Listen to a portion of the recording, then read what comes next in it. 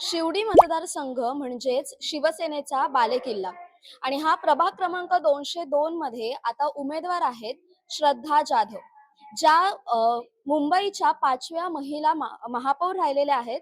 तसंच त्या 6 वेळा नगरसेवक राहिलेत आणि आता पुन्हा एकदा त्या निवडणुकीच्या रिंगणात उतरलेत. पण यावेळी त्यांना त्यांच्याच पक्षातून विरोध स्वीकारावा लागला. या विरोधाचा त्यांना सामना करावा लागला. हा विरोध नक्की कशासाठी होता आणि त्यावर त्यांनी कशी मात केली, जाणून घेऊया त्यांच्याकडूनच. श्रद्धाताई, तुम्हाला जेव्हा तिकीट देण्यात आलं तेव्हा तुम्हाला विरोध केला गेला आणि तुमच्याच पक्षाकडून तुम्हाला विरोध केला गेला. तुम्ही एका स्वाभिमानी कुटुंबातून येता. तुम्हाला असं नाही का वाटलं की आता आपल्याला एवढा विरोध येतोय तर आपण शांत बसावं? कशासाठी शांत बसणं हा माझा स्वभावच नाही. इतके वर्ष आयुष्यात स्ट्रगल करूनच इथपर्यंत आलेली आहे. अर्थात माननीय शिवसेना प्रमुखांचे, उद्धवजींचे, आदित्य साहेबांचे आशीर्वाद मिळाले आणि माझ्या विभागातल्या सर्व मतदारांचे मला आशीर्वाद मिळाले आणि आता तर ह्या वेळेला आम्हाला मनसे मान्य राजसाहेबांचे सुद्धा आशीर्वाद आहे. ही बघा सगळी मंडळी. म्हणजे आमचे तर आहेतच. पण ठाकरे बंधू एकत्र आलेत. त्यामुळे स्वाभिमान तर आहेच आणि स्वाभिमान घाण टाकणारी मी नाहीये. स्वाभिमान विकणारी तर अजिबात नाहीये. जे स्वाभिमानाच्या गोष्टी करताना ते आता कुणाला विकले गेले त्याची जरा चौकशी करा आपण. फायर आजी तुमच्या खुर्चीखाली फायर लावणार का? कसल्या फायराजी लावणार? फायराजीला कुणी फायराजी आपण बनवलं सगळ्यांनी. त्या आजी आहेत ना, खूप आम्ही त्यांना प्रेमाने, आदराने आजी-आजी करतो. मी स्वतः माझ्या गाडीतून घेऊन त्यांना मातोश्रीवर जायची. चला कुठे कार्यक्रम असेल, मोर्चा असेल, वय झाले, काय झाले, चला माझ्या गाडीतून. कळलं ना? मी त्यांच्या वयाचा सन्मान केला. त्यांच्या इतके सीनियर सिटिझन आहेत, सीनियर ज्येष्ठ सैनिक आहेत, त्यांचा मी सन्मान केला. त्यामुळे असं नाही आणि आता लोकांनाही कळलंय. लोकांनी कळलंय फायर आजीचा बोलविता धनी कोण आहे? हेच लोकांना कळले आता. तुम्ही 2 तिकिटांची मागणी केली होती. एक तुमच्यासाठी आणि एक तुमचे चिरंजीव त्यांच्यासाठी. ह्या मागणीला काय आधार होता, की घराणेशाही म्हणून? तेच बघ घराणेशाही अख्ख्या महाराष्ट्रातलं जरा काढा बरं. घराणेशाहीचे माझ्यावर आरोप करताना अख्ख्या महाराष्ट्रातच आपण जरा आढावा घ्या. किती जणांचं सांगायचं? अजितदादांचं सांगायचं, शरद पवार साहेब आहेत आपले सुप्रियाताई आले ना. शेवटी हा वारसा पुढे न्यायला हवा. आता माझ्या सासऱ्यानंतर त्यांनी मला दिलं. माझ्यानंतर आणि असं नाहीये, की मी फक्त घराणेशाही माझा मुलगा पवन जाधव हा माननीय आदित्य साहेबांबरोबर 14 वर्ष गेली काम करतोय. त्यांचे दौरे असतील, मीटिंग्ज असतील, काय असेल, युवा सेनेचं काम करतोय. त्यामुळे इच्छा असणं चुकीचं नाहीये ना. आणि मी सांगितलं जर इथून दिलं तर आणि जर जर अँटॉफिलची एक सीट ऍडिशनल हवी असेल, तर मला दिल्लीत मी लढवायला तयार आहे. कारण मी 174 ला अतिशय प्रतिकूल परिस्थितीमधून तिथून निवडून आले होते. त्यामुळे मी मागणी केली. आता साहेबांचा शेवटी आदेश. साहेबांनी इथे दिलं, मी इथे निवडणूक लढवते. तुम्ही अगोदरही महापौर राहिलेले आहात. तुमची पुन्हा महापौर व्हायची इच्छा आहे का? ते बघा ते माननीय शिवसेना प्रमुख आमचे पक्षप्रमुख आहेत त्यांच्यावरती अवलंबून आहे. कारण कसं आहे आमच्या पक्षाचा आदेश आमच्यासाठी सर्वात महत्वाचा असतो. साहेब जो आदेश देतील तो मी मान्य करणार. त्यामुळे असं नाही की मी महापौर पदासाठी इच्छुक आहे काय मी आता माझ्यासमोर महापालिकेची निवडणूक आहे आणि ही मोठ्या मताधिक्यानं निवडून यायचंय. हेच माझ्या समोर आहे. जर तुम्ही महापौर झालात, तर तुम्ही अगोदर सेनेसाठी सुद्धा योगदान दिलंय, मुंबईकरांसाठी योगदान दिलंय.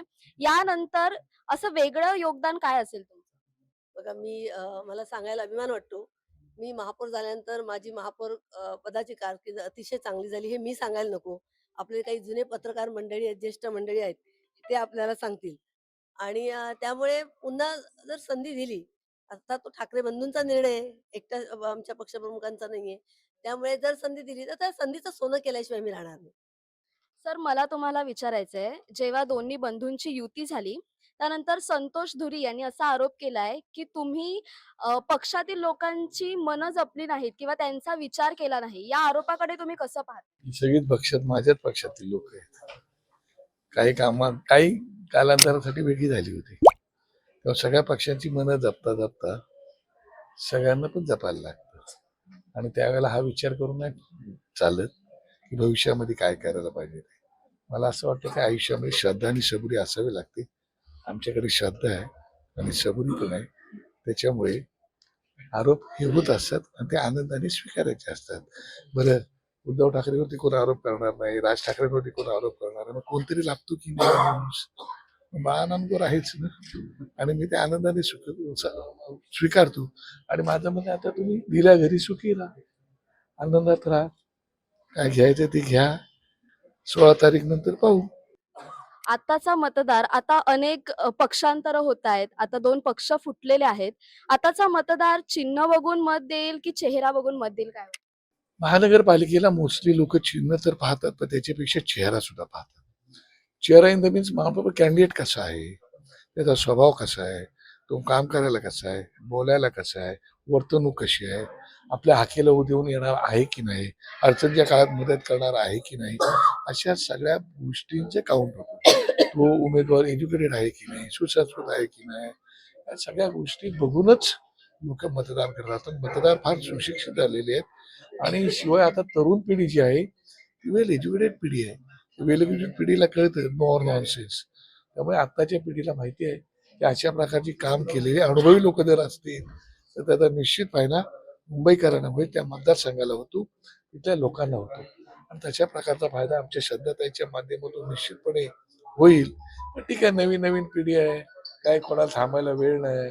आता झटमग निपट शादी नाही का, इन्स्टंट फूडचा जमाना आहे, सोशल मीडियाचा जमाना आहे, नाही का, तुमचा व्हॉट्सअपचा जमाना आहे, इंस्टाग्रामचा वगैरे. आमचं तसं नाही. आम्ही सुसंवाद साधणारे लोक, प्रत्यक्षात लोकांना भेटून. आम्ही व्हॉट्सअपवरती पाठवत नाही गुड मॉर्निंग असं नाही आम्ही पाठवत. हा, हॅपी बर्थडेला केक नाही पाठवत. आम्ही प्रत्यक्ष भेटतो आणि नमस्कार करतो, बुके देतो. आता तसा जमाना नाही राहिलेला. तरी पण तरुण मुलं आहेत, तरुण मुलांच्या सोबत आम्हालाही जावं लागतं. आणि म्हणून श्रद्धाताई माझ्या एकदम परफेक्ट उमेदवार आहेत आणि त्यांची मशाल एवढी जोरात पळणार आहे की सगळ्यांच्या बुडाखाली ती लागणार आहे.